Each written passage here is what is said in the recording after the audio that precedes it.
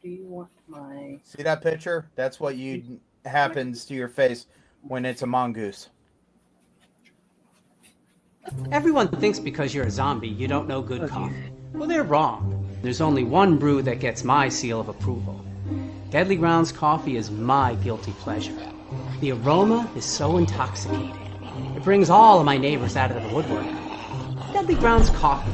Coffee to die for and zombie approved. It's good to get a little deadly.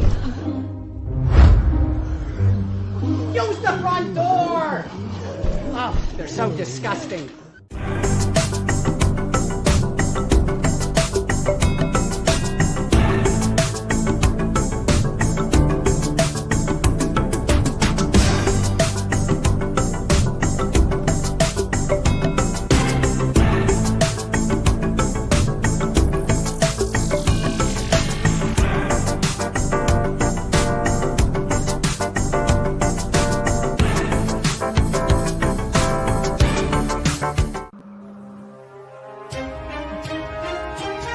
The Dorkening and all affiliated shows are not intended for anyone under the age of 18.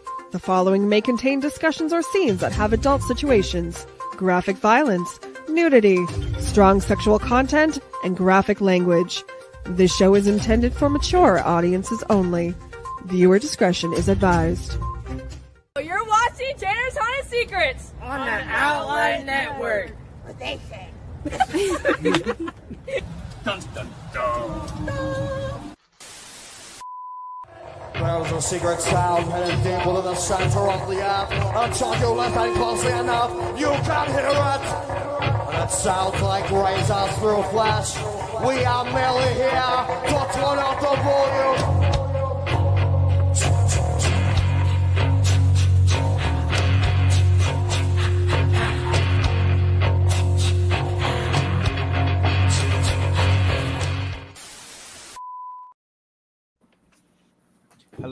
Hello, and welcome to my corner of this freak show. Yes, I totally stole that from the Haunted Town Hall, and you can't do nothing about it. Today we have Ned from Haunted Town Hall. We've been waiting for him for a very long time, and yes, Just a few days. In the picture, a few days. Yeah, no. Ever since I started this podcast, I have threatened him over and over. I will come to your house. And now he brings his house onto the podcast. And I'm very happy to have him. We have Friday with us tonight. And yes, like I said, Haunted Town Hall in Lafayette, Ohio. And let me just tell you, I love this haunt. I really do. There's a lot of haunts that I get to go through. But this is one of them. I can't wait to see what he has moved, what he has done. Ned, go ahead. Tell us a little bit about the Haunted Town Hall. It's a 2-story haunted attraction in the original haunted town, or the original town hall for Lafayette, built in 1899. The building was used for the mayor's office, sheriff. There's a jail cell in there, fire department, playhouse. The entire upstairs was set up all open with a big stage where they used to have plays. And then over the years, the library was in there for a while. The school has used it and then sold. Somebody used it as a house. Another guy bought it to live in, and then originally started the Haunted Town Hall with my former partner's brother at the time. And then after they shut it down, Dave and I reopened it 14 years ago. But we try to keep most of our theme is towards about 1920 to be the highlight of the building. And we try to incorporate most of the scenes from everything that it's been used for over the years.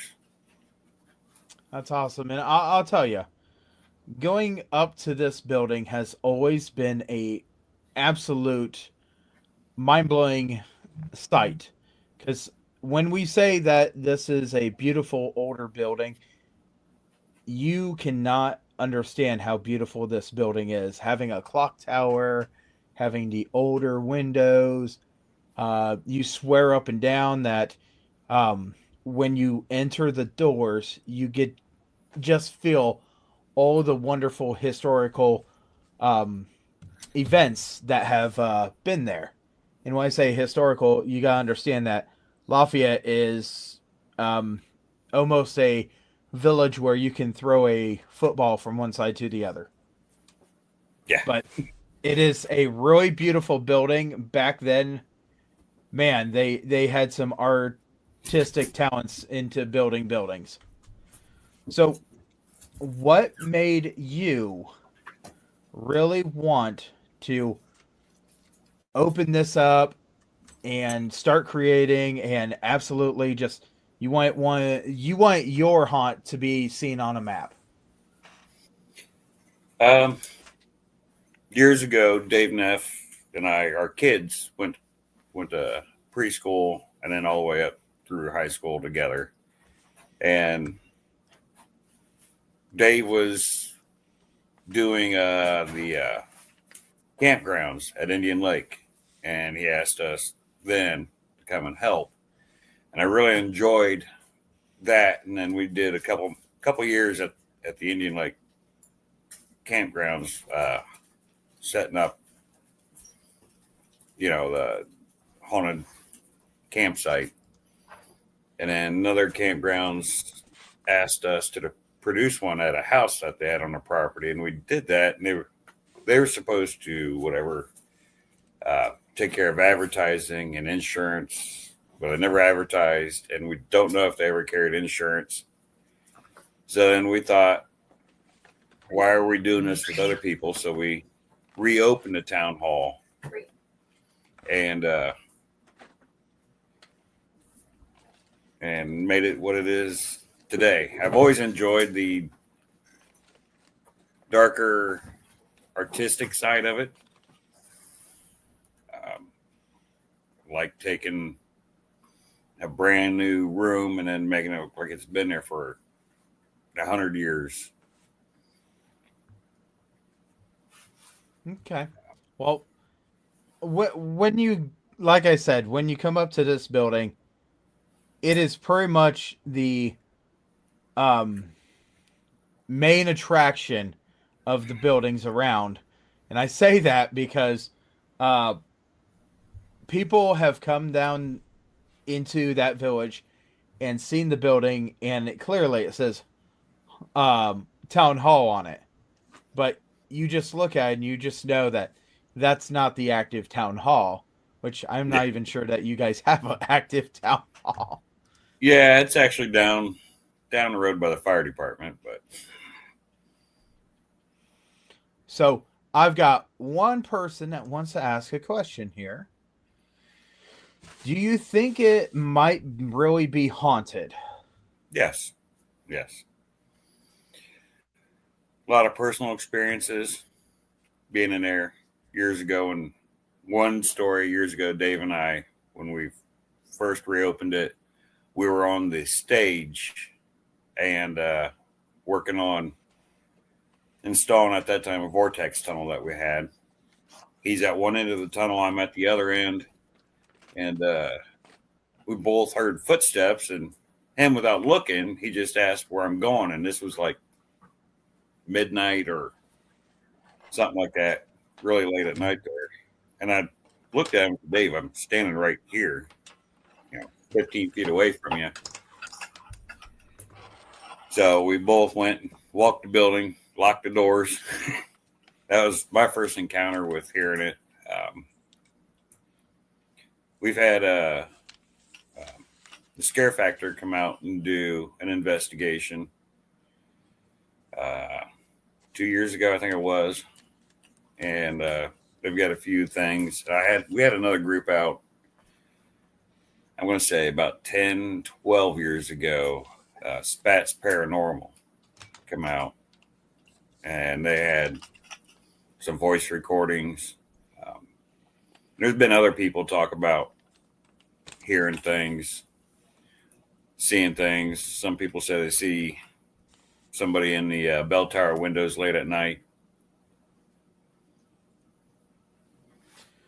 So I will point out, I get to guest act haunt there, and I love that building.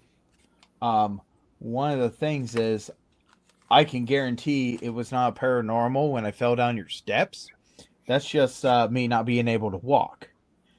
But it is a very creepy feeling, and I know for a fact when you walk in there, you just get that eerie presence. And I'm not sure if it's all the artistic talent you have shown or if it's just a different kind of presence. And I think it's wonderful that, you know, you kind of get that added vibe to it. I mean, it's not you adding it, it's something else, but it's still there. So, for many, many years, it's been one of those haunts that, you know, it's hard to find, but GPS makes it easy, thank goodness. And I remember first time I went there, I went through the community and I said, well, this is interesting. And as soon as you get there, you know where it is. And one of the greatest things that you guys actually have is that you guys have a awning for your queue line for the people that are waiting. Yeah. So what else is there about this haunted house? What other activities? Because I know that you have a escape room. Yes, we have a 5-minute escape room called Escape the Speakeasy. It's a I don't know, pretty detailed scene of a speakeasy, because when you first enter it, there's a brief scene of like an apothecary before you actually enter, so it's hidden, you know, as a speakeasy would be. I don't know if most people notice the apothecary as they're walking in, but yeah, you're going in behind that, and I don't know, seems to be an interesting game. I've yet to play it myself, but I'm really actually surprised that you've had this speakeasy for a couple of years now, and you've not. And it was something else before the speakeasy, wasn't it? yes, it was Containment. That game, I helped design the game, but it didn't. We took it out because it did not match the theme of the haunt. It was like an industrial waste scene. Mm-hmm. So now the speakeasy or the escape room matches the haunt theme this way. But the first one, I did help design the game itself. And I think we ran it for about 5 years before we changed over to the speakeasy. I did not design the game. Dave Neff designed it, and then Nettie had designed the set at the time. Right. So, what is one of your favorite rooms that you created in this wonderful haunted town hall? Say that again. What is one of your favorite rooms, scenes that you have created? And please don't say the newest one that you just created. It's beautiful, but I know that there was an injury involved. That is one of my favorite rooms. Nearly killed me doing, but and I won't give any details on a new scene right now, but that is one of my favorites. And then the doctor's office was, well, I don't know. Doctor's office, library scene, those are two of my favorites. I'll tell you, the library scene is awesome. Having the moving pieces that you actually have in there, and the little bit of surprises that you guys do have in there.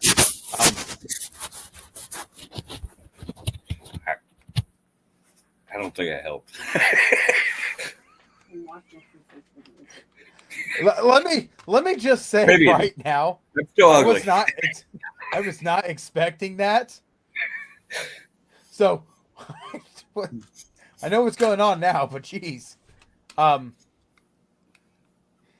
what's one of the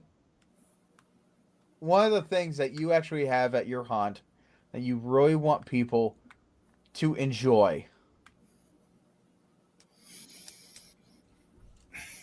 Everything, but I know one thing. I don't know. I really want them to enjoy everything, the detail of everything.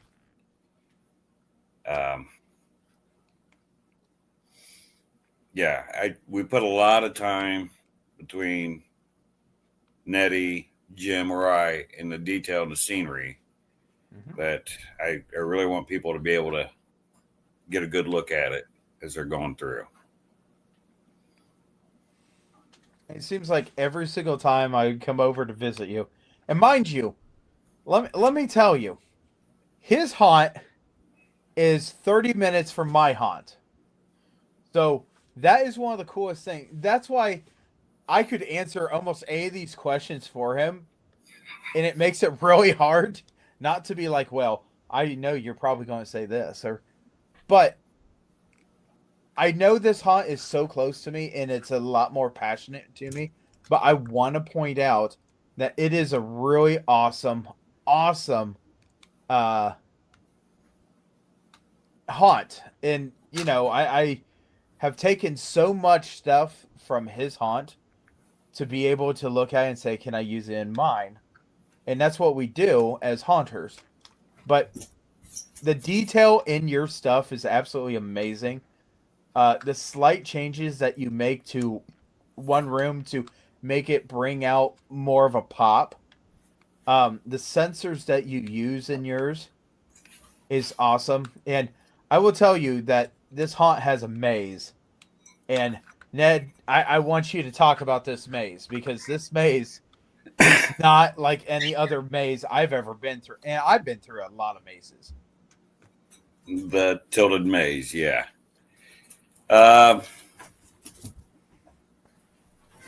It's on an incline. So as you're going through it, you might be walking uphill, downhill, sideways, and tight squeeze throughout it. But it's I think a fun maze. Yeah. It's surprisingly very, very fun. I like that maze. And it's relatively short for a maze, but it's just big enough to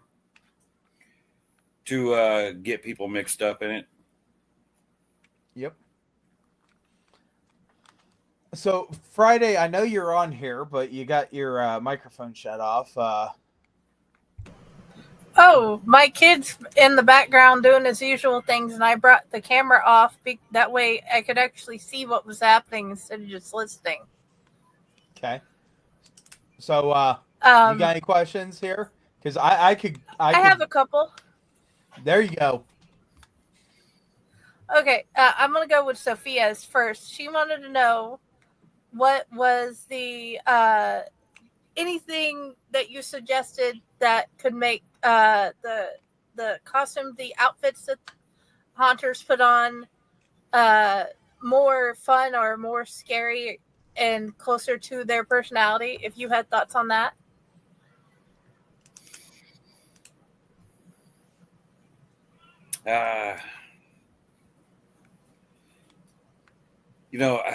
The costumes, we have trouble with. A lot of them will get destroyed quicker than, I don't know, we ever anticipated. We know that feeling. And we try to supply as much stuff, but sometimes I don't know what happens to them. They might missing somehow. destroyed. Yeah. You find them all ripped up somehow. But you find them in a wall. Yeah, tucked somewhere, and you'll find them like 5 years later when you go to tear out a room. How's that feeling? But nothing like that ever happens Yeah. in any type of haunt. I want you to know, when a haunter breaks something, they will be the first one to come up to you and tell you, "I'm sorry, this is broken, and this is how it broke." Yeah. Okay, I lied. I believe that as much as my kids. So Like Dante lost a shoe. We did not find that shoe until we were moving out 2 years later. So yeah, I get the idea. Okay, the next question is, what is the most surprising thing you've learned haunting, or working at a haunt, or owning a haunt? the credit card machine worked. The most surprising thing I've learned owning, the cost, really.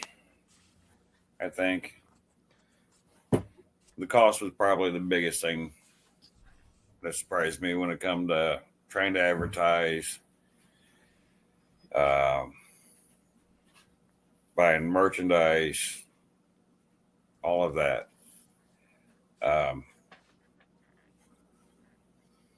Props, I knew, anything that we actually purchased was going to be expensive, but I knew that pretty much from the get-go. So we've always tried to fabricate as much as we can.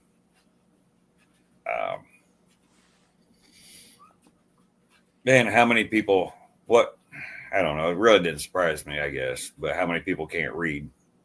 Yeah. One time. What's your hours?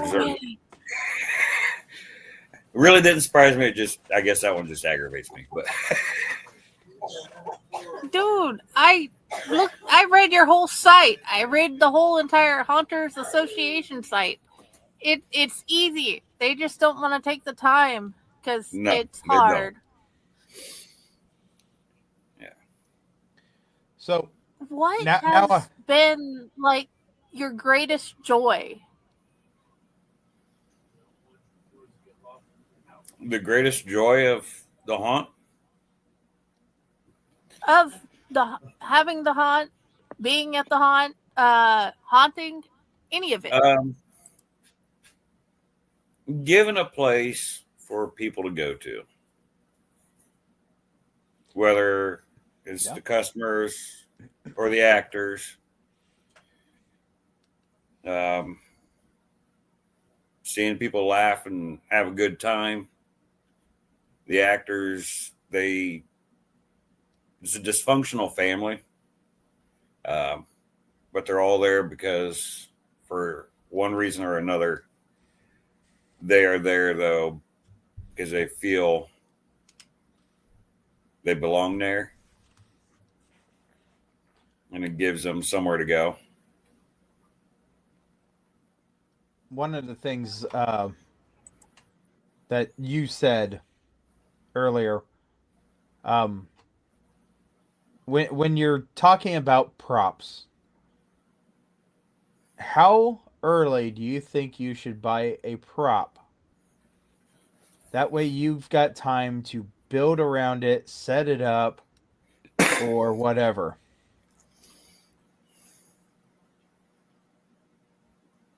I don't know. We've built rooms and then found the prop to go to it a lot of times. Or we'll brainstorm an idea until we come across the prop and then start the room. But it all depends. Like the doctor's office, we were building the room, found the antique chair to go in the room after we started building the room.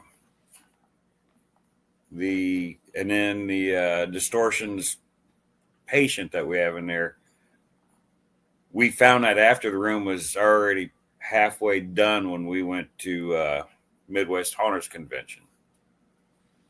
So we weren't even planning on it. But when we walked in and saw that at the time, we thought, that's got to go in there. Yeah. Other times we've bought and stuff and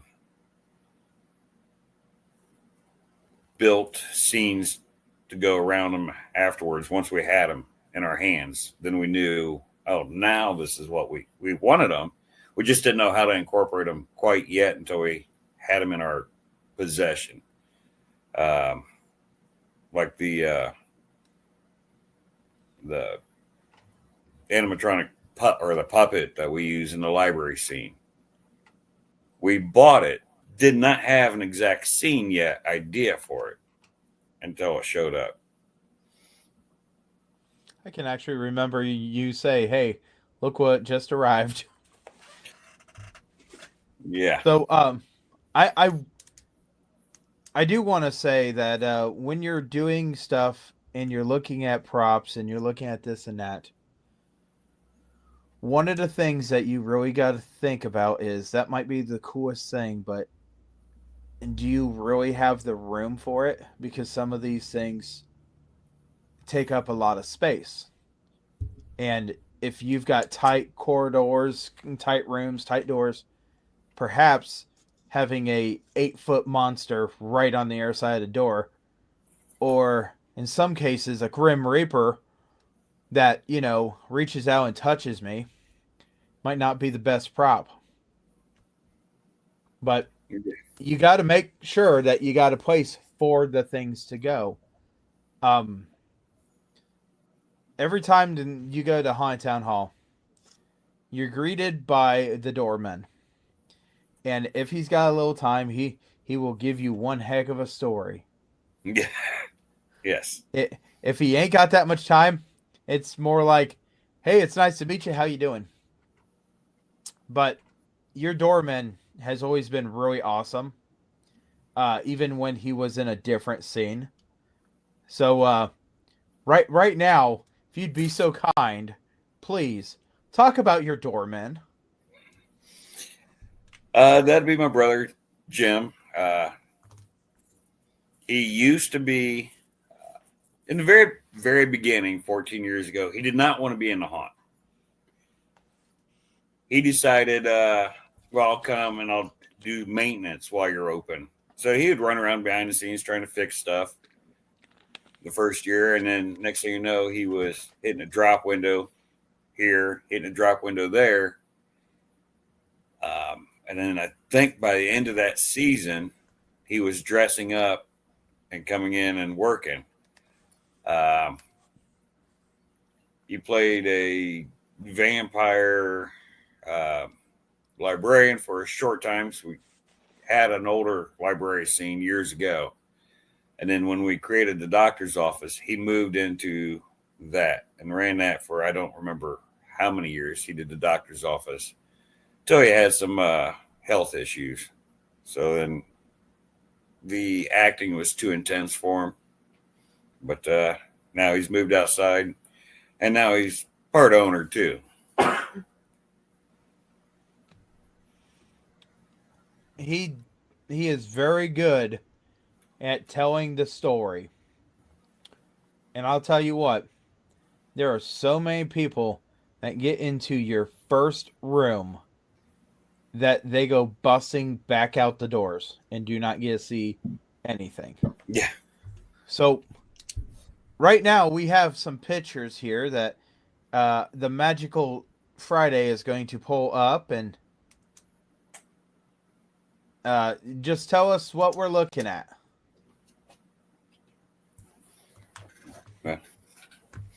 That'd be me, Mayor Joseph there. There we go. There, the picture cleared up. Yeah, another variation of Mayor Joseph and Nettie when she was working as a doctor when she took over for Jim.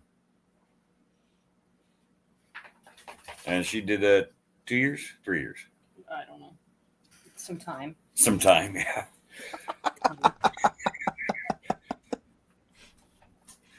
And then here's a few of our actors. We're at a parade, and Camden, Charlie, Josh. yeah, Camden, Charlie, and Josh. And there's Nate in the back of Josh. Hey, look, we know Nate. He's been on the show. Yes, before he has. you.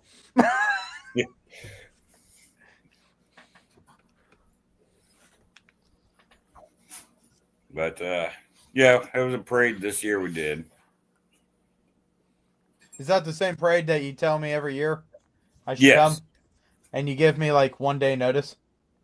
That's because we don't remember until about the same time we'd let you know.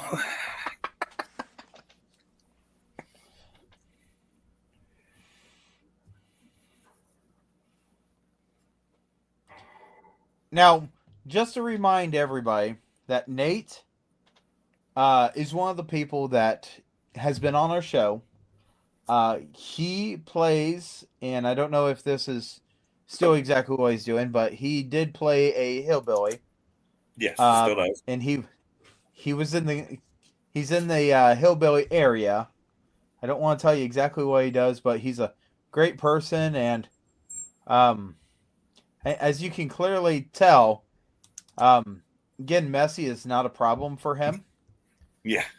Except for if you give him a whole bunch of spaghetti and meatballs.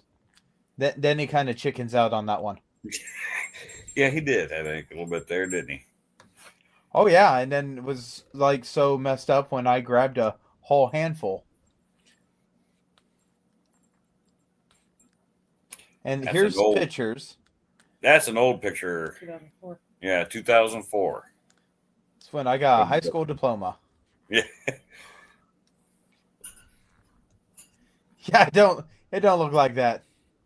You can actually see through the windows in that one. Yeah, I think it says it up here. And what's up with this picture? This is Josh, the Costume. out of This costume. is just what he does. This is what he does. Eats Shredded cheese on chocolate cake, shredded cheese on chocolate cake. and then forces other people to try it. And you know what? Okay. It ain't that bad.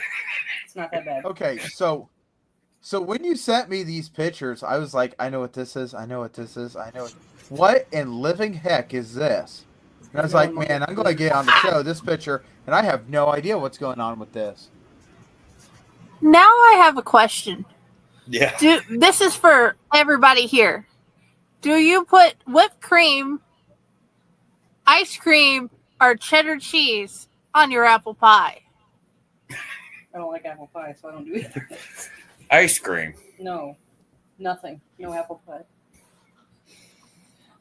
But Okay, listen, Daddy, that is perfectly fine. What about pile? Can we change it to pumpkin pie and we can be best friends? yes.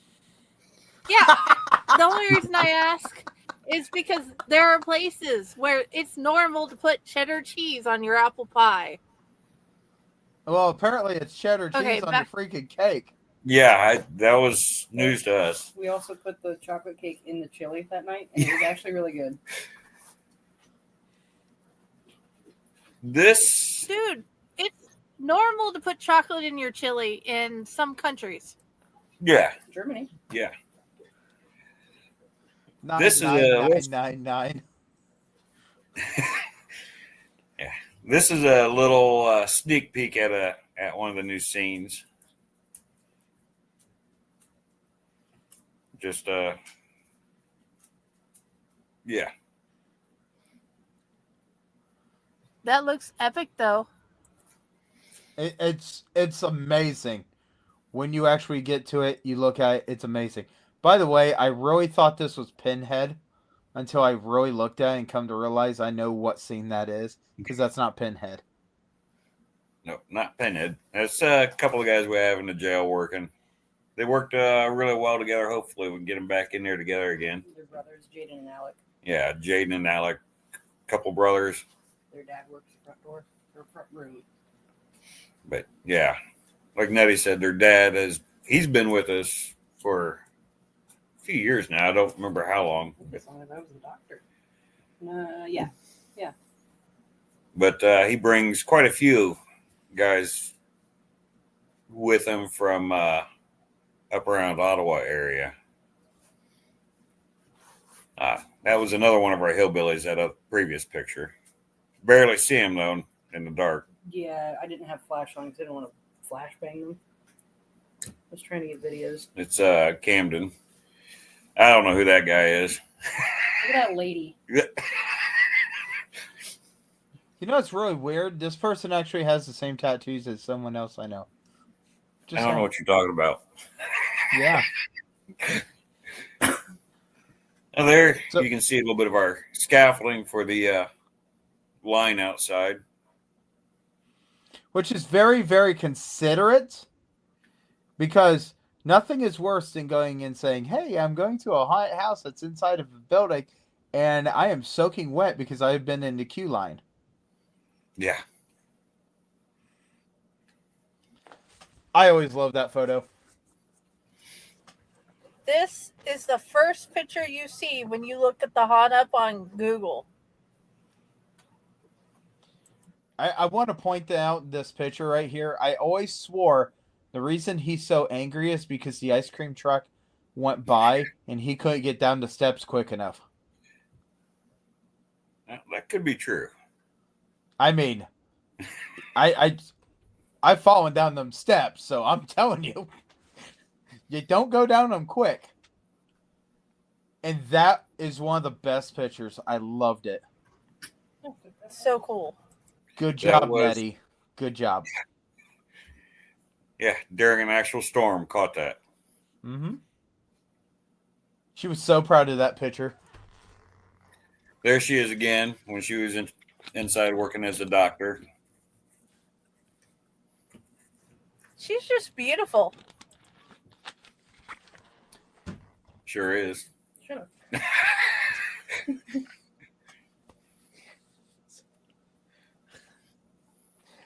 Okay. So That would be all the pictures. when you're talking about haunted houses and you're talking about great people, I remember, and I'm going to just pull this out of my hat. I remember the OHA president looking at me and going, hey, I'm going to be up by your area. Would you like to go to a haunt? There's a pretty cool haunt, and we're going to go for their St. Patty's Day thing. I said, okay, let's do this. And he goes, okay. So we're going through, and he told me, he goes, if I can get through this one and then I can make the trip, maybe I'll make the trip clear over to Indiana. I said, it's St. Patty's Day and it's snowing. And he goes, yeah, maybe over Indiana's not the best thing. So we go to the Haunted Town Hall, and let me just tell you, I have never seen actors taking those little golden coins and flicking them at Max as much as I did that night. Everybody knew it was Max. Everybody this and that. Oh my gosh. Which started the friendship and the love of this haunt for me. And I will tell you, once in a blue moon, some item will randomly pop up like one of those gold coins. You have not done a St. Patty's Day in years and used those gold coins. But No. yet, they're They're still still everywhere. around. When you They do are a everywhere. holiday haunt, this is one of the things that absolutely amazes us that will always be left behind. And it's a great thing because when you're doing this, you can be in the kitchen, which, by the way, I love being in the kitchen, especially if I got my toilet bowl plunger. And I'll ask you if you would like to sample some of the brown pudding. But yeah, there's just every time you touch something and you take the time and this and that, even though you swear up and down, it is one of those times that is absolutely 100%. Oh, I'm rushing this. I gotta get this done. And it's like, it doesn't look like it got rushed. Oh, well, you could tell here and here. His haunt has so much great detail in it. You will not see all the detail because you're seeing everything. Everything's happening. Before we get into this next part, Ned, can you please tell them what is the smell in the kitchen? Slaughterhouse. Yeah, slaughterhouse. Although it smells more like A dirty fucking cat box. a dirty fucking cat box. It is horrible. You walk in this room and you see this person at this table and they have this bowl. This bowl has been assaulted on that table so much that it's actually crinkling into the bottom. I have helped that bowl. Tried not to keep its shape. But I'm telling you, when you go through this haunt, there are areas that have been altered this way. I don't know. Do you? I know the one area got moved or redone, so I don't know if you have a fog area. No, we do not have a fog area anymore. Okay. Not at the I'm moment. not going to tell you. I'm not going to tell you what's in there right now, but I'm going to tell you, that fog room was so thick that you would walk in and have somebody in front of you and you lost that person because there's a freaking blinding light that hits that fog and just everything turns white. So we have a segment before we lose you. We have a segment on the show and we're going to go ahead and do this segment because I know that Friday is absolutely just dying to get these questions out. We have a special little guy that asks his mommy every single time. And these are random questions. But we're going to do the questions by this little guy, Dante. He wanted to know what things you build just make you happy. I think, yeah, everything. Like him, everything he builds with all his blocks, he's just like, "Mommy, look at this new thing I made." He found out there were kitchens in various places, so he wanted to know what you like to cook. In the haunt, body parts, but No, what you actually eat that you like to cook. I don't really cook anymore. Nettie does it all. About anything that she cooks. You're a liar. I cooked yellow chicken one time. Okay, one meal so far. I one time ruined an entire batch of chicken because I put a half a bottle of turmeric in it, not knowing I wasn't supposed to use that much. It was a learning experience. It was disgusting. Yeah. But yeah. Okay. He wanted to know, what do you like to dress as? Because he's going as the warden from Minecraft. Oh yeah. What is like all the things all your costumes? Which one's your favorite, basically? I mean, I like the Mayor Joseph, but I've done some others on TikTok. I don't know, really.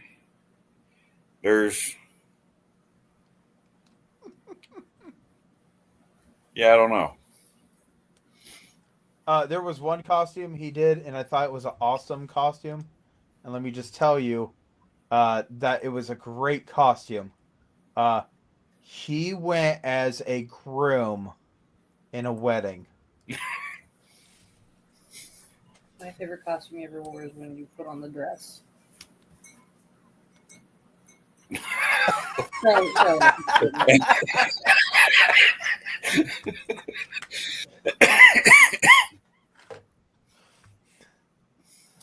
Okay. So- Oh yeah, there were two more. What is your favorite candy? Favorite candy? Reese cups. Reese cups? Okay. And the last one, what is your favorite show? Favorite chip? Show. Show. Okay. Sorry. Getting old, can't hear. Favorite show? That's okay. What's your? That's not a good I don't- excuse. I don't really have a favorite show because we don't have TV. Okay. So So basically, what you should have asked him is, what is his favorite radio program that comes across his squawk box? You don't listen to radio either. That's a good question. we got Oh, Amazon. no. Music. No, he does. Because there is a scene that there is a radio and it has that song playing. Oh, in the cabin. Yes. What about it? Yes. That song. Midnight? No. Hold on. Pause. You're the one who found it. I know. Shut up. Please tell us about that radio. Oh, God. No, I'm serious. Hang This has on. got to be one of the best things about Haunted Town Hall that I just found out, and it just got added, and I'm yeah. And this is where Friday, I'm sorry, but you've got to hear this because this was done by Nettie, and this is amazing. She did a great job, and I was like, you've got to be crapping me when he explained what this was. Okay. For all I know, he liked to repeat episodes of The Shadow. The radio plays. What's the song? What are we doing? What are we talking about here? The radio. I sorry, I was Googling what the song name was. I know who it's by, but Yeah. The song is, well, you know about. the song is called Mystery Rider. And it was a recorded tape player that was found in a tent left behind by a serial killer named Danny Rolling. And this is all true. This is all true. There's a serial killer named Danny Rolling who murdered a bunch of college kids or whatever in the 90s. And they found one of his campsites, and he had that song recorded on a tape player. And there was more songs, but they all sucked compared to that one. So I took that song that I found out of the archives of the internet and found other scary radio clips, I guess you want to say, and looped them all together and cut pieces out or whatever, all looped over this Danny Rolling song. And it just plays on a loop. And then with over and over. Interruptions about Mayor Lafayette. Joseph and Lafayette. Yeah. News articles about the mayor and all that. So, mind you,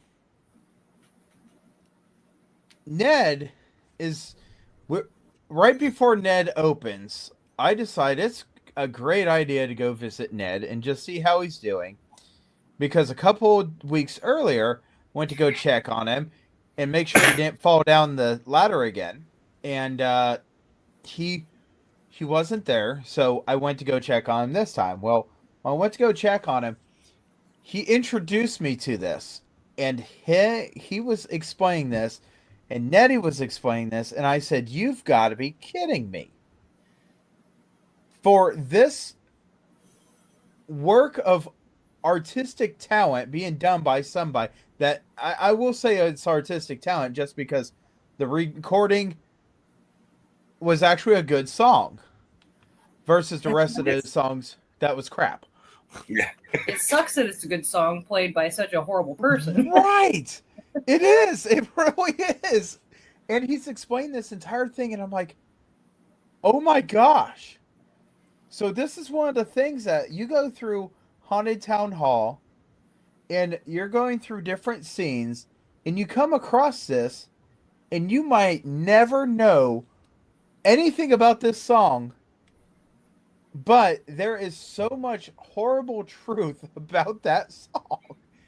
That's why I was like, no, we're talking about this because it is so messed up.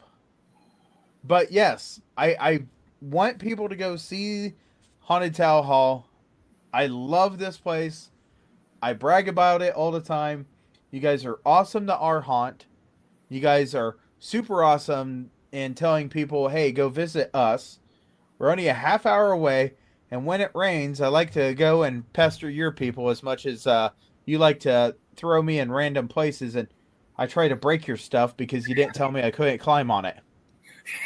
That wasn't my fault. That was totally yours. You did not say don't climb that wall. Well, yeah. I'm a big guy, too. But, yeah. So, I just want everybody to understand how creative a haunted house is. And my question for you, and Nettie, if you want to chime in on this one, you can. Is there any advice you would love to give to brand new people that are thinking about joining the haunted house industry? It is a lot more work than you think it is. A lot more work, physically and mentally. Yes. It's not just for fun. I mean, it is, but it's not. That's all I could ever say too. It's a lot more work than most people realize. We halfway through the season, you'll see a lot of people at ours drop off because they didn't realize the time and effort that you have to put into it, which is okay. It's not. We don't think bad of them. It's just you don't realize.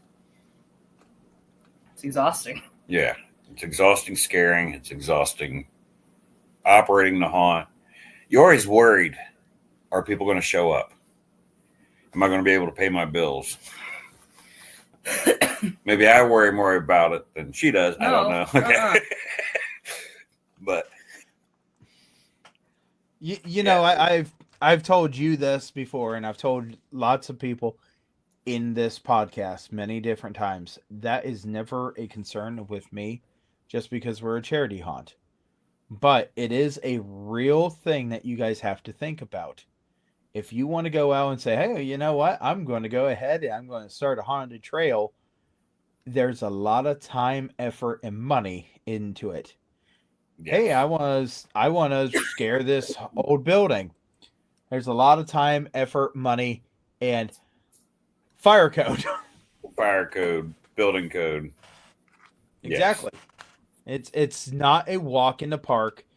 If you guys want to take the easy route in haunted houses, be an actor. Or if you want to take the really easy route, be a makeup artist.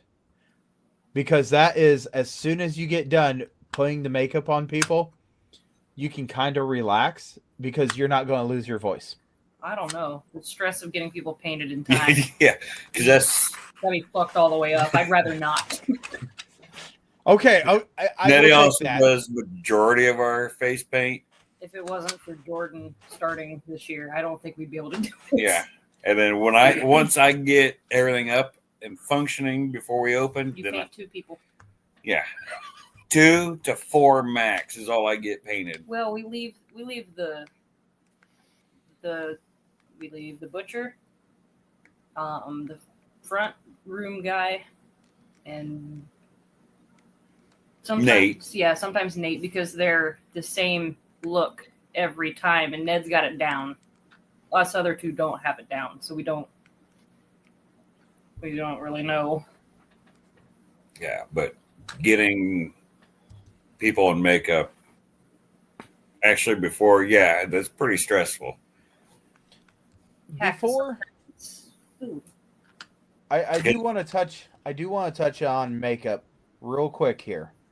I will tell you guys, when you're doing makeup, everybody has their own style. Everybody has their own way of doing it. And you guys will agree, right? Everybody's got a different style. When you're trying to match a style of a different person, it makes it kind of hard to do because your style is always going to be a little different.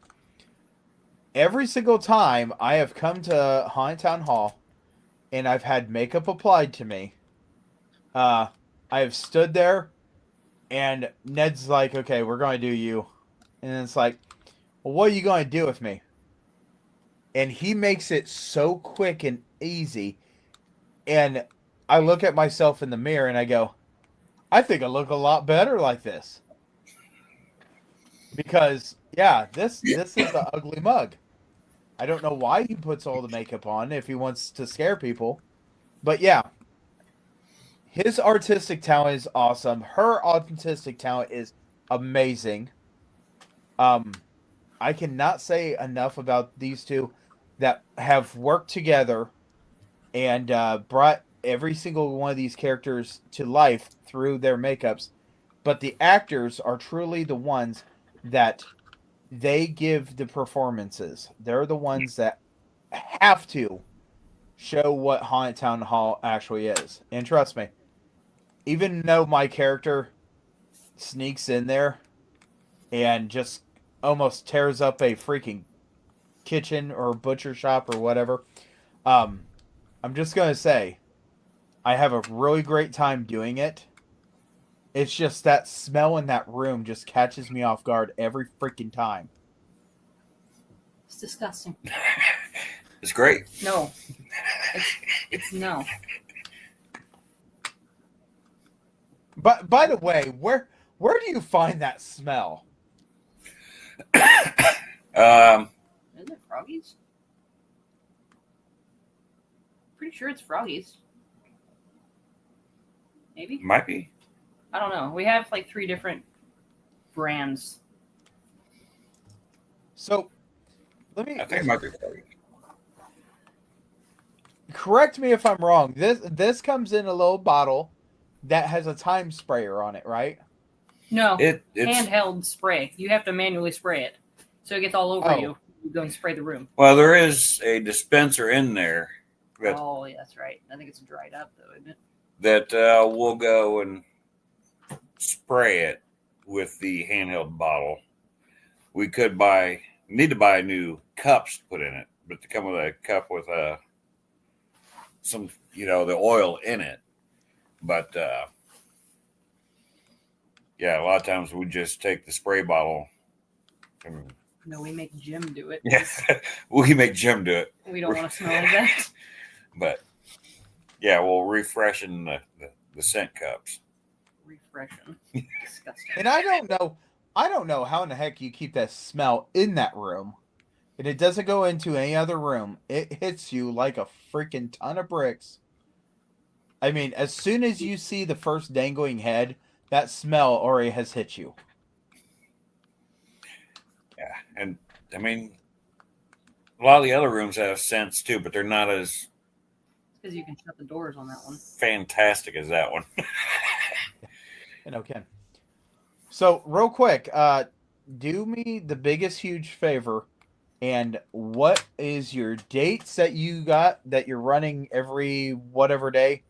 And give information about your haunt.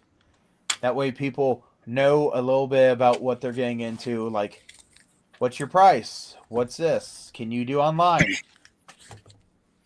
All right, the Haunted Town Hall is open every Friday and Saturday now through November 1st. We open at 7:30 and we stop selling tickets at midnight. General admission is $15 with an additional $5 so you can play our 5-minute escape room.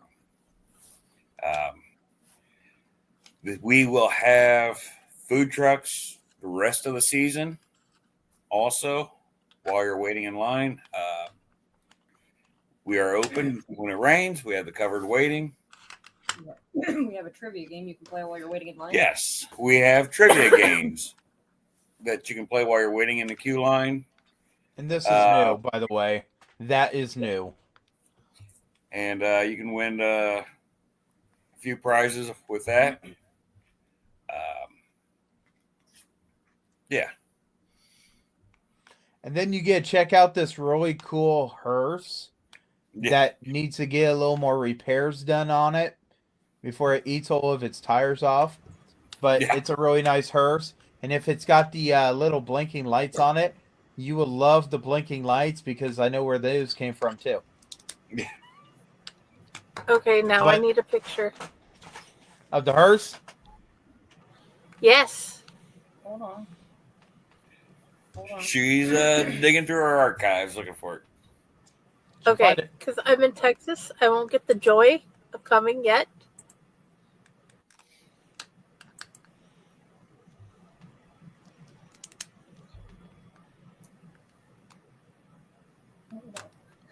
I gotta get back So- into. Hold on. One more question while she's looking at this and trying to find it. By any chance, are you thinking at all about doing a out of season haunt this year into 2026? Unless you're doing Christmas, then it's 2025 yet. We will not do Christmas. Yeah, we will not do Christmas. Don't know. We haven't really discussed it yet. We always figure it out like a month before we open. But yeah, we'll have to wait and see.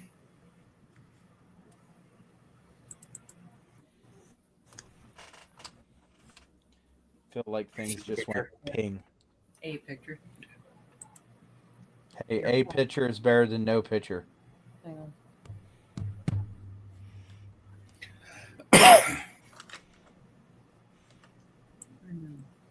Damn well, Jim has messaged us since then. But yeah, absolutely. You guys over in the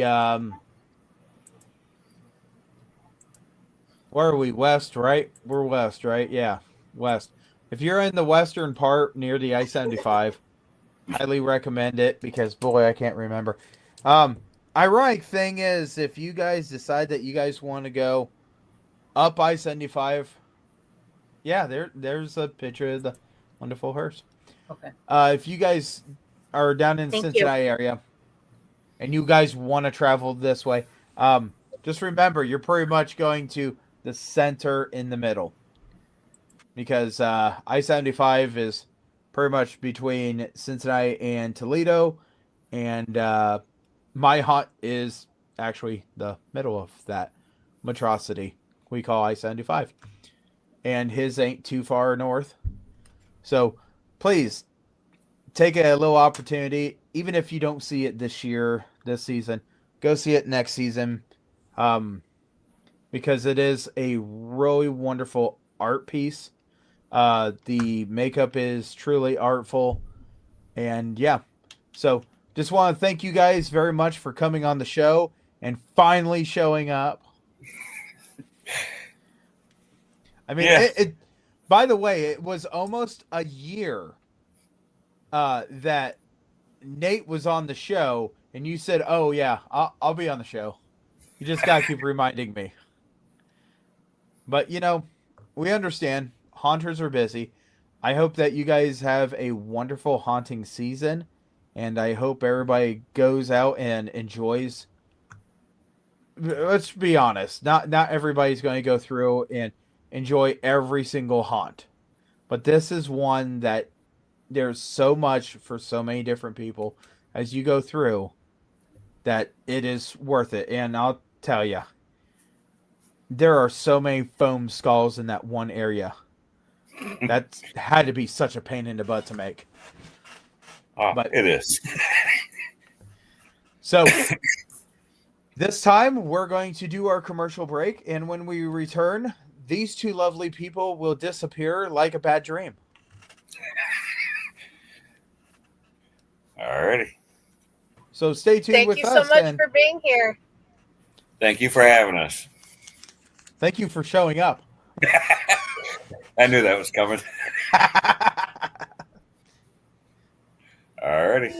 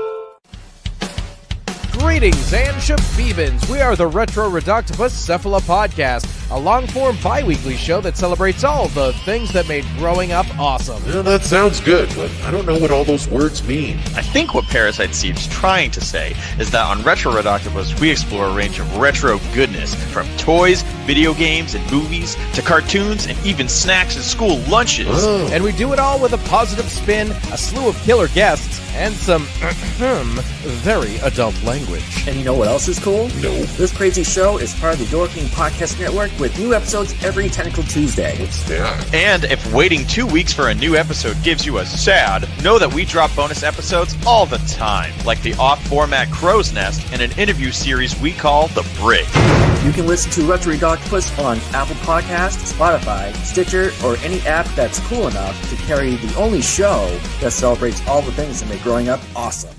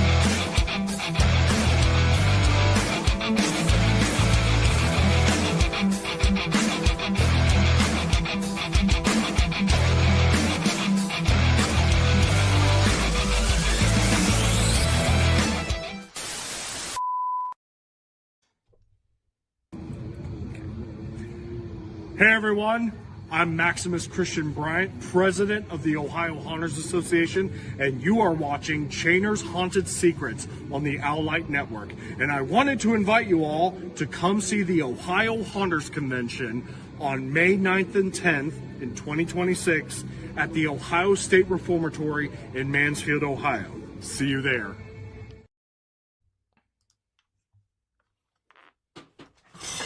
So I know it looks like I am by myself and I'm big and this and that, which is kind of scary. But I do have Friday. She's on here with me. She just her computer's screen just ain't working. So I want to welcome everybody back. We are officially into October. Not only are we officially into October, I want to say how awesome it is that we are at the point where if you have not been thinking about haunted houses, what are you doing? Because they're starting to pop up, this and that. It says Ohio has 144 haunted houses that are operating this year. This is given to us by Scare Factor. Scare Factor is a group that likes to go out there and try finding these haunts, giving the biggest listings. The closest one to here in Ohio on the number scale is California, and they have 137. Yay. Congratulations for taking second place. As we were coming back, we heard the message from Maximus Christian Bryant, the president, as he always does that, the president of Ohio Haunters Association. And a great thing about Ohio Haunters Association is that they will be having the convention in 2026.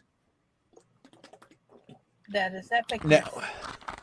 Now, it is really hard as a haunt owner, a haunt operator, a haunt actor, a haunt everything, not to talk about your haunt. And since you have a show that deals everything with haunts, it is really hard to just not be like, hey, come check mine out. But I have made it a personal mission, as much as I possibly can, to make sure that I go ahead every single time I can. And she disappeared again. But I made a personal I'm mission still of here. mine. Did anybody else hear the voices? I swear I hear voices. But anyway, I make it a personal mission of mine to do my very best in taking the opportunities that I have been given to talk about different haunts. There are plenty of different haunted attractions out there right now, and that's one of the greatest things. You have cornfields, you have haunted houses, haunted schoolhouses, haunted barges, haunted boats, haunted orchards. There's plenty of different types of haunted trails, but no single one is going to be exactly the same. And if you think, oh, this one's just like everything else, that's an incorrect statement. I would love to go to every single one. I was able to this year go to Forsaken Forest, which we've had on the show before, and man, that is a really awesome haunt to go to. Like I said, I've been down to Dayton, to Hell's Dungeon. I've been over to Columbus. Carnage actually got a new name. It was bought out this year, and the new name is Columbus Scream. So go over there to Columbus Scream. Go over there and tell them I said hello. For some reason, if you look at them and say, hey, I watched this podcast, it'll be very interesting because, it's always great to hear that people are saying, hey, we watch your podcast.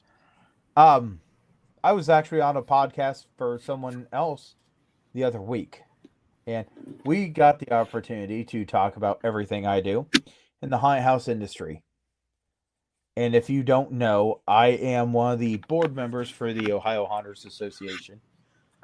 And it's great because I love doing it. One of the things I want everybody to understand is I try my hardest to be a person that is for every person in the haunted house industry. And that's always great because when you're going through haunted houses, you never know what you're going to get into. Give every haunted house a opportunity. Try going through everything because this being done, yeah. So I will tell you that there are different haunted houses or different groups, different groups that go through haunted houses and they do a rating system. I have always been interested in the rating systems, but there again, I want every rating system to be as fair as it can be from one to another haunt. And it is really hard to look at a rating system and say, I trust your rating system. Just because some people don't play by the rules. And so, when you're looking at these Google reviews and you're looking at these different things and this and that, take some time to look at the nastiest reviews that you can see on there and possibly think that might be put on there by a haunt that has competition. And I say that because, that would never happen. No other haunt would ever give another haunt a bad review. Right, Friday? That would never happen. Oh, no, that would never happen. Stuff like that doesn't happen in real life. And when you're looking at businesses, that is exactly one of the biggest problems that haunted houses have. Because it is 6 weeks. It is 8 weeks. It is 4 weeks of just haunting. You're competing with everybody else to get people through the door. And if you're a business haunt and not a charity haunt, of course, Now, me being a charity haunt, I absolutely understand. Yeah, I want to get people through that door. But I also want you all to know that I am not going to put another haunt down. And one of the key things that we do on this show, we do not allow one haunt to talk about another haunt in a negative way. We've never had a person do that, but we all agree that if that gets done, we have to apologize to everybody, and we might have to get rid of a guest. As we start searching for guests and we have guests on the shows and this and that, that's one of the fears that we actually have. Is this person going to be one of those people? So we want to bring a quality show to you guys. We all agree that it should be a quality show. Here in 2 weeks, we have a person that is a very interesting situation here because he's not a haunter. I think he does home haunts. But it is one of the people from the Cleveland Haunter Club, which is awesome. I have the utmost respect for those guys. I would never be able to get my tail up. Hey, start back from he was not a haunter. I don't think he's a haunter right now. Because you had glitched out. Oh, I glitched. Oh. Yeah, that's what I'm saying. Start back from he's not a haunter and then continue because you disappeared. Oh, I didn't even know I disappeared. Maybe I disappeared off of your computer. Anyway, so the person that we have coming up here in 2 weeks, he is not a traditional haunter. He is part of the Cleveland Haunters Club. And the reason that we want to talk to them is because Cleveland Haunters Club is absolutely doing some amazing things. They have events twice a year. They have one that is called the Haunters Garage Sale, and the other one is called the Haunters Flea Market. It's both up in Cleveland. He invited OHA, Ohio Haunters Association, to come up, talk to them, talk to us. And it was just amazing just being able to do this. I hope that we get the invite once again. That way I can make that trip and go up. Perhaps our podcast can be up there. But one of the biggest things is the Haunters Club. It's home haunters. And we've had home haunters here on this show. OHA is starting to do little things, and it says, "We love your home haunt. Share it with us, Ohio Haunters Association on Facebook." These cards get passed out. I got more than anybody else just because they get printed off my computer. I feel like as we go around the United States and we start talking about these different haunts, we need to make sure that perhaps we get some cards and just go and say, "Hey, would you like to post a picture on Chainer's Haunted Secrets?" Because I want to see it on OHA as much as I want to see it here on Chainer's Haunted Secrets. When it comes down to the haunted house industry, no one person is going to have the best out of the best because you are looking at everything with great detail. Some home haunts have slipped over from a home haunt into a professional haunt, and that's amazing.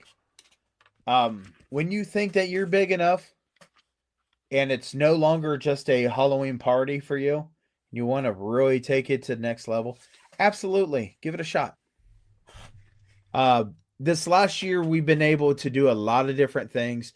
Had some great people on here. And I do want to remind everybody, hey, if you're a haunter or you're a person that likes the haunted house industry and you're able to, please go to www.letscarecancer.com. And I'm wearing the shirt tonight. Most of the time I have a pen or something. I've got something running around here with that. Please think about making a small donation. These go to helping haunters that have cancer. We learned a lot about this in one of the shows that we had. And there's a lot of things that we are always excited to do. And I know that my haunt, being a charity haunt, does work with people with cancer. We also work with different programs, this and that. And I'm very, very proud of my haunt. One of the things that you're going to realize is some haunts are able to do big shows. And the bigger your show, the more people that talk about it, the more actors that you're going to want, or the more actors you're going to get that want to be part of your haunt. Ours being a charity haunt, it's kind of backwards. We got the people, but there's a lot of people that don't know who we are or what we're doing. So what we do is we actually take the opportunity and we invite people to go ahead and come out to our haunt and give it a shot. We don't guarantee you're going to make it a night. In fact, some people don't make it a night. I've had 2 of them in the same night have to leave early because they just couldn't do it. And that's perfectly fine. Ours is not a job. You don't get paid. Some haunts, you get paid. One of the key factors I do want to point out is advertise. Advertise. Did I say advertise yet? Maybe we should put a scrolling bar or a scrolling thing underneath me that says if you're a haunting or a haunt, advertise. Yes. There is one of the key factors about... Can I please add one thing on the previous thing you said? Some haunts have buildings that are like old, like previously used as like the town jail, and then they built the bigger one like next to it or down the street, and they have this tiny space, and these haunts take this tiny space and they make it amazing. Please count those people in. Oh yeah, absolutely. Don't look at... I have been really amazed. One of the best characters I've ever come across is a guy that had a Jack-in-the-Box that he glued the lid shut. So it played the do constantly over. And what made me laugh about this is this guy followed me through a maze. Absolutely followed me through a maze. And he wasn't very scary, but he was very entertaining to me. So please don't count out haunts because they come up some really interesting things. I've seen people in gorilla suits. I have seen people in tinfoil suits. I do not recommend tinfoil suits. Oh no, not the tinfoil suit. But everybody has other things. Everybody has things that people are going to be like, oh, look at that. Right now, one of the people that we have that keeps on surprising people is just in a camouflage netting. And people go and they make comments about, oh, I wish that there was somebody in here. That would be scary. And it's like, yeah, that would be scary. And the person jumps up and he goes and yells at them. And then people's like, I didn't even know you were there. So just think about this kind of stuff when you're going through a haunt. Give it a shot. If they say they're a charity haunt, take the opportunity, go through it. You might be pleasantly surprised. If you're a haunt actor, pass your knowledge. Seriously, just take the opportunity, pass the knowledge along. If you're a haunt owner, work with other haunts. Find a way to partner. Find a way to do a lot of things. There are some haunts that are close enough that they actually do a bus tour. Like the bus goes and gets people from one haunt. They go from there and they go to a next haunt and they do haunt jumping. We've talked about that. Terror Tours just did theirs last week, or it's coming up this week. I don't know which one, but Terror Tours was able to do theirs this year.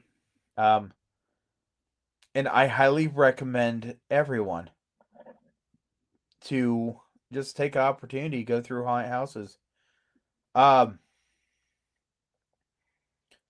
There's too many scary things in the world going on right now for you not to have a enjoyable controlled haunt or a controlled scare. And if you're one of the haunt, or you're one of the people that go through a haunt, you're a guest. Remember, you're a guest in their house.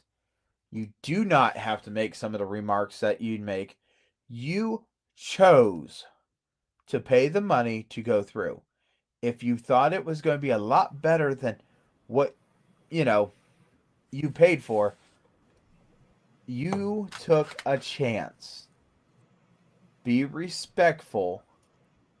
And I'm telling you right now, don't mouth off to people and say, well, I could be scarier than that, because you're going to end up with an application in your hand. I've done it every single time. Even if I'm not scared, or if I'm just like startled, I'll just say thank you and move on, because I'm just like, whoa, okay, that was cool. It be respectful, because they worked hard to get this going, what they did, and it's every like 3 to 4 minutes, and they have practiced on these characters. They have built this haunt. Please give them their due for even trying, even if you're not impressed. They work their asses off. I am just, dude, I can't wait till Saturday. Yeah. One of the things I will point out is a lot of time, a lot of effort, a lot of money goes into the haunted house industry. If you have not figured this out, the haunted house industry is one of those haunted house industries, or it's a industry that makes more money than any other holiday industry. Makes more than Christmas. And it's probably because a defective short circuit light bulb is probably $16. It's got a good thing. Some of the stuff that is normally around, we're not finding. It's hard to find stuff now. And I think some of that has to deal with some of the stuff that's going on. I do not want to bring up why I think it's happening. I just want to bring up that, hey, there's a legit situation that some of the things that we know, we probably are not finding so much. One of the things I want to post as soon as I can, and as soon as I do have the dates on here. As I mentioned, I was on a podcast for a different network, and I'm going to say, hey, it's pretty awesome being able to do this. So, let me look at here. So the podcast was called the Jellyfish Manifesto. I hope I'm pronouncing that right. You can find Jellyfish this. Manifesto looks cool. Yeah. So you can find this on YouTube. It is not part of our network. But they were awesome enough to have me come on. They were awesome enough to actually ask that I talk about my show here, Chainer's Haunted Secrets. It will be posted October 16th at 7 o'clock. Really great guys over there. So I want to say something here, and I want everybody to know this, okay? The one gentleman, I asked him what kind of accent he had, okay? Me not being mean or anything like that. He actually informed me he had a speech impediment when he was younger, and this is the best he's been able to come. I really thought he was speaking English, but coming from German. And he's done a wonderful job of being able to talk and this and that. So, you know what? My hat goes off to him. He did a wonderful job, along with the other fellow on there. And I'm sorry, I'm really bad at names. I know one is named Eric, and they have a nice little table that they actually do that podcast on. So one of the questions was, or the question that was posted, hey, I figured it what out happened? finally. Oh my I gosh. don't know. We are an hour and 30 minutes into a show, and she actually shows up. No, she's been here the entire time. She's been fighting it. It's a new computer. But she figured it out finally. But like I said, this other podcast I was on, I highly recommend you go check it out.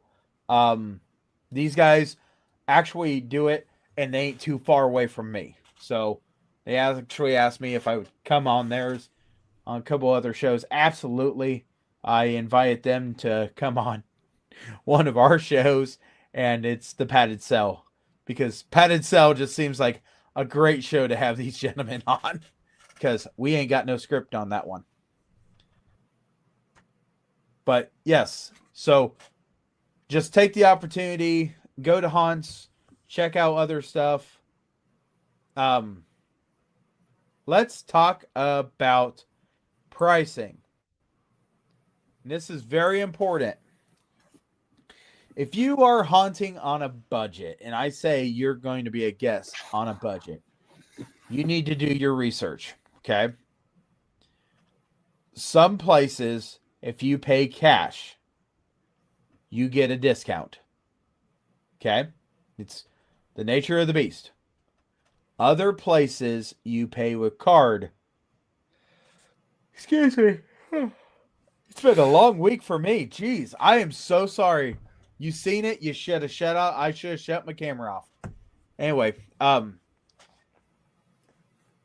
when you are looking at everything, you need to understand, number one, how far away is this place? Number two, is there parking? Number three, do I know how to get to this parking? Because some of these places, they don't have it exactly right there. And number two on that one, they might put you in a field and put you on a wagon and transport you to the haunt. That has been done. That is fun. awesome. I love that. That was so cool. And then the haunters would come up to the cart as you're going down the lane. It was great. Right. Also remember, the haunted houses from the 1990s and early 2000s are not the same haunted houses now. No. That has changed. A lot of things have changed. Frankenstein does not freak people out. I like seeing Frankenstein, but he doesn't freak people out. So. Not anymore, no. There's quite a few books written about how he's not scary and he's very good at being the best boyfriend ever. Oh, jeez, criminy. So is Mothman. Let's bring up Mothman right now. Mothman has more videos, books, that Mothman is the stud muffin. Don't even, no. We shall not take our monsters away from their roots. No. That is why Monsters I'm are writing the new monsters. series about death and the monsters and cryptids. Hey, you know what? Let me just tell you right now. You want a scary situation? Be a farmer. That is terrifying. Oh, yeah. I'm just telling you. Because there just might be more coming out about that, too. Now, Friday. Ooh. I want you to talk about something that's coming out. I don't know if you can talk about something, but I can talk about it. Then talk about it. Okay, we have 2 anthology, a duo set that is coming out. Killing Stroke, Imminent Bloodbath, and Killing Stroke, Buried Secrets. And I didn't even pay attention to which one I'm in. I think The you're Buried Imminent Secrets? Bloodbath? Or Buried Secrets? I don't know. I can't remember. Dude, I've been jumping back and forth between all of them. Guys, come to the Fake Corpse Book Club, and all throughout the month, we are doing crime scene education graphics to go with the theme, and little teasers from the books and the bios of the authors. Those are going to be showing up in the group and on the page. And please, he has this story called I Am an Artist. And he makes art from people. And I have 2 poems. One is The Huntress, where this lady has decided, I'm done with these creeps. They're not going to be a problem for anyone else ever again. You know, they're creeps at the bar that just don't take no, and they'll pop your tires because you said no. Yeah, those freaks. Those jerks. And then there's my ode to Uncle Jim's Cabin by Raz T. Slasher. And it's how I imagined people coming onto his land are found and taken care of. And yes, he does know about it. I had him read it. And dude, there's so many more. Drops of Blood by David Cornfield. I think it's Cornfield. It's something. It's a new name. He's an awesome author. Bayard Jargle sucks the energy out of people to keep living. And then he finds out about what he can do with those powers by a woman he meets at this by chance. And there are so many other things, like angels and truckers and men who just got mad of everything going wrong and killed and decided to kill the people who lied. It is so worth it. Please come read it and come join the party in the group. Fake Corpse Book Club. Everybody's invited. Right. And yes. Go ahead. You're on a roll. Here, I'm going to do the Jimmy. Dude, I wanted to tell you guys about the 2 closest haunts to me. The Gothic Jail After Dark is that really, it seems like it is a smaller prison compared to the one beside it. The jail, the one next to the town hall there in DeRitter. But they lead you keep circling all around and you get lost. But you see so many amazing people. And then this one screamer lady, you can hear her across town over the bar that is blasting live music. That lady deserves an award. And then the Texas Maze After Dark. I have not been able to go because they've been shut down for the past 4 years. So when I moved here, I had to wait. This weekend, this year's the year. I'm going to go find out about their haunt, and I'm going to tell you guys about it later. Like always, you'll see the pictures from the front, and any of the haunters coming through the queue line, you'll get to see them, and I'm just looking forward to this. Okay, now you can continue. I had to tell about how happy I am about both those haunts. So let me ask you this, Friday, since we're not reviewers, and nor do I want to be a reviewer, because there are some reviewers out there that are attacking other reviewers. And I say that, and that's happening not too far away from me, and I think that that's very, very disrespectful and kind of disgusting.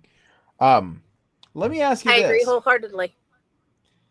Do you think it's a possibility of you going through your haunts and finding out who is your favorite actor in that haunt? It is. You can go through and you can find out your favorite actor. I can find out who my favorite actor, but also, guys, even though you're not reviewers and you can just go through the haunt, please tell about all the things you liked on like Google reviews and Facebook reviews, so other people will want to come. Tell about that haunter that had that one thing that you liked or that scene that you loved. Because I don't care who you are, you will go through a haunt and you'll be like, that is one of the coolest scenes, or that is the coolest character I've ever seen. Tell about that, please. Yeah, absolutely. Let me just say, I've only been able to go through one haunt house this year. It was really amazing, and I know as of right now, if I had someone to pick, I would absolutely shout this person out, because what they did was so out of my mind of something I would have done. So what I'm going to do is, when we get into November, I'm going to see if I can pull a picture up of this wonderful gentleman, because I have ways. And I will go ahead and look at it. I will look at it and see if I can, in November when we do a show, see if I can find a great pick. But I challenge you to do the same. See if you can talk to him and tell him, hey, this is what's going on. This person is my pick at your haunt, and we want to go ahead and see if we could get a picture of this person and show it on the podcast. How's that sound? That would be awesome, because I am going to keep bothering both these haunts until I can get them on the show. Yeah, so that'd other be people awesome. can see why Louisiana and DeRidder, Louisiana, and Vidor, Texas, the closest haunts to me, are worth going to. Right. So what I'm going to also say is, I need to take a Sunday and I need to go down to the river. And I think it's funny because I can say, I'm going to take a Sunday. I'm going down to the river. I want to go USS Nightmare. I've talked to them. I want to go to the USS Nightmare. I've talked to them. They said yes, they want to be on the show. They've not got a hold of me at a later time. So I think I need to just go down there and go through. And as I'm doing it, I think I might have exactly what I told you I want to do, because I ran out of time to get them shipped to you. But I can absolutely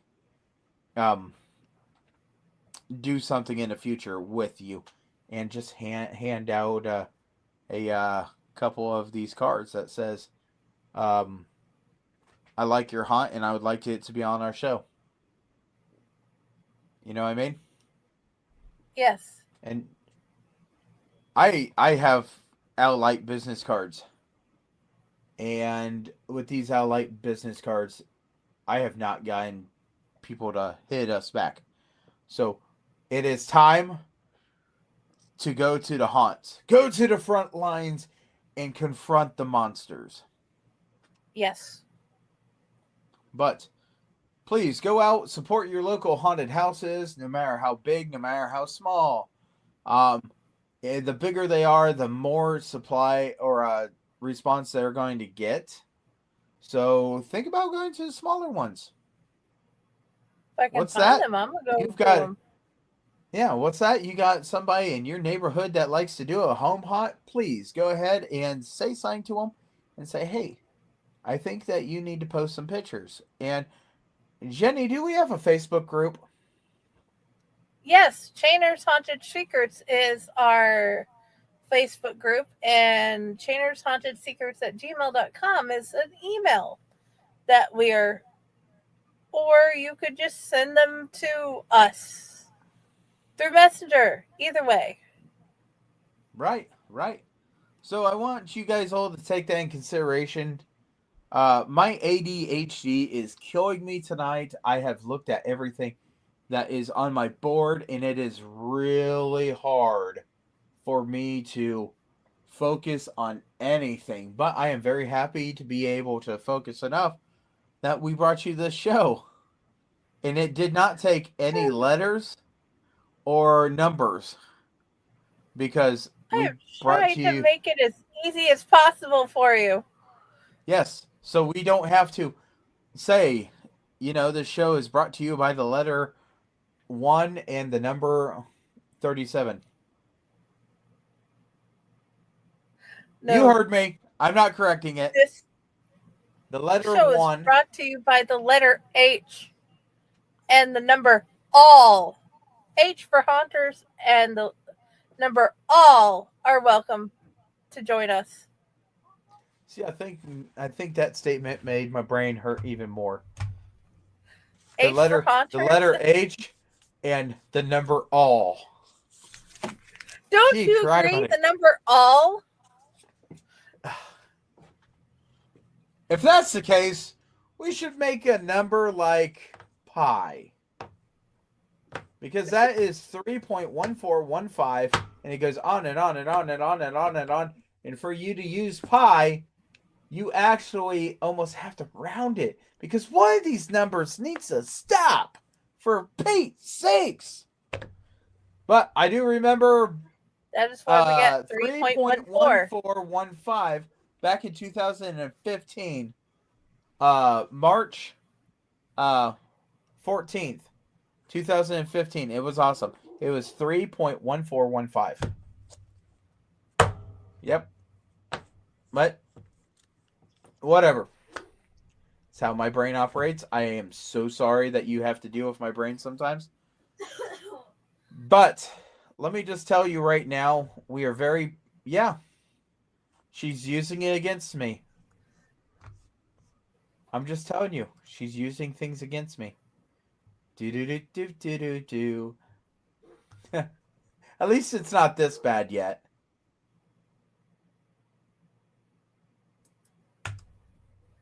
Well, it took me the majority of the show, but I figured out how to get this working. And now I figured out how to get that working. Right. So, Friday, do we want to... do we even know what we're going to talk about here in 2 weeks? Wait. No. Here in 1 week, we do know what we were talking about. You were going to force a man to come on the show with us. Or we're both going to pester the hell out of him. Nope. I am not going to force him. If he doesn't want to be part of the fun crew, he doesn't need to be part of the fun crew. But I am going to jump off here. We are going to wrap everything up. And I do want you to understand, Chainers Field of Screams is a charity haunt, and we are open every Friday and Saturday until the end of October, and last day is November 1st. This is a very special year because we've never done November 1st.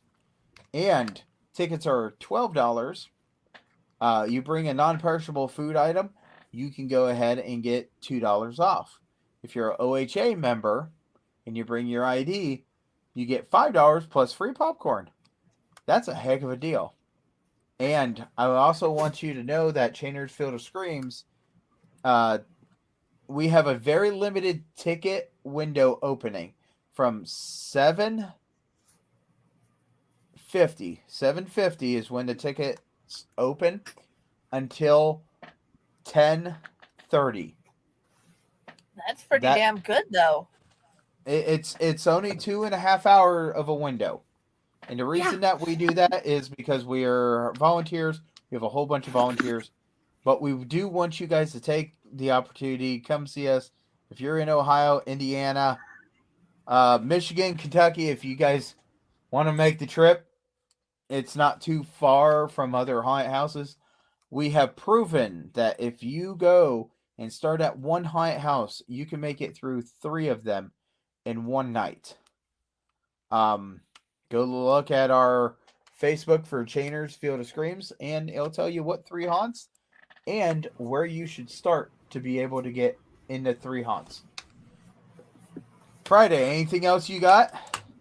Okay, if you guys do decide to come to the 2 haunts I have told you guys about, the admission's $20 at both haunts.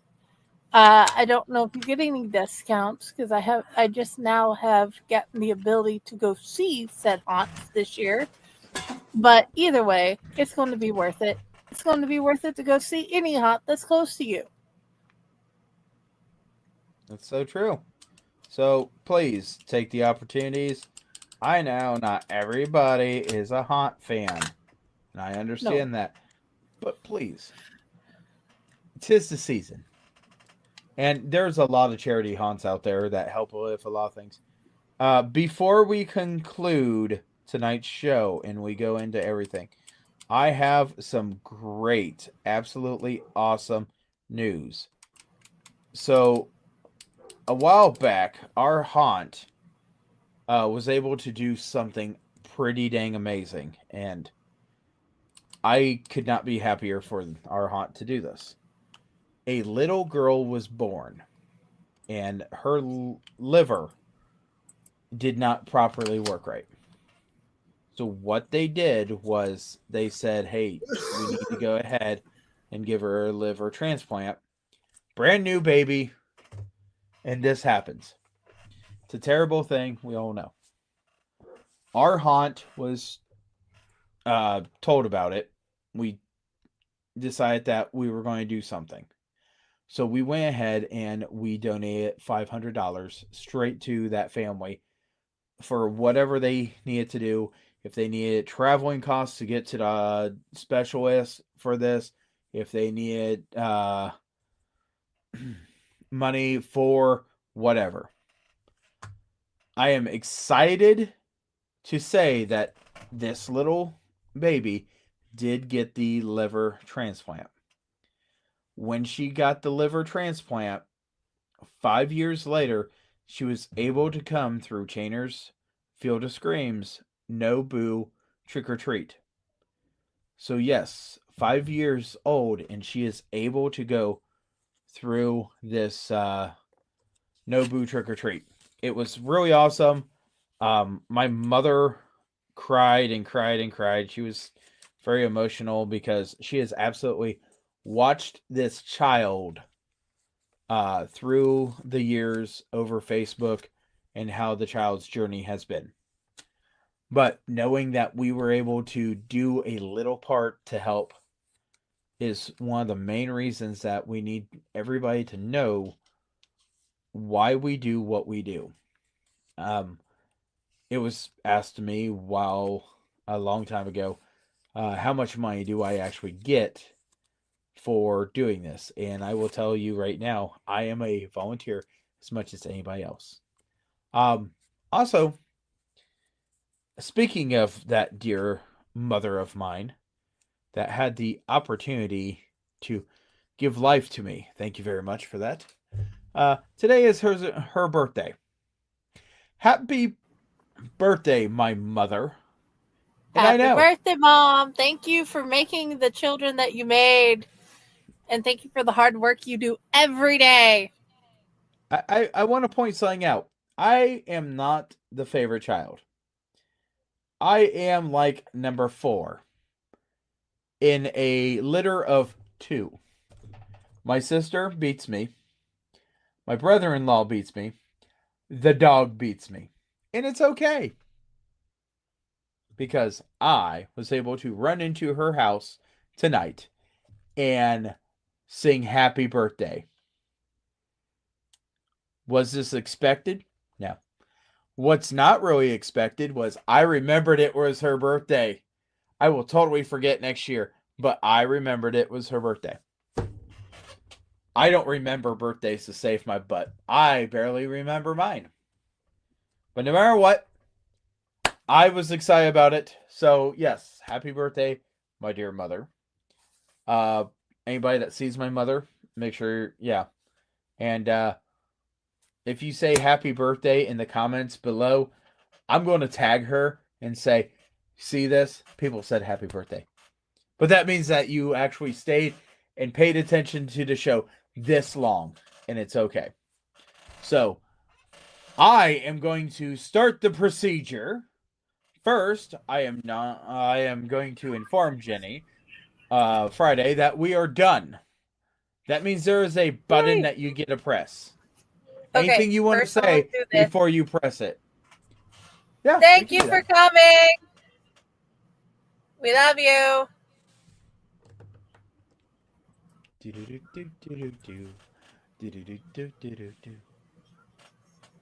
Hold on a second. She can't find the button. No, I found the button. I just had to tweak the button. You got to hit it 5 times, don't you? No, I have to find the thing that's supposed to play. Well, it should play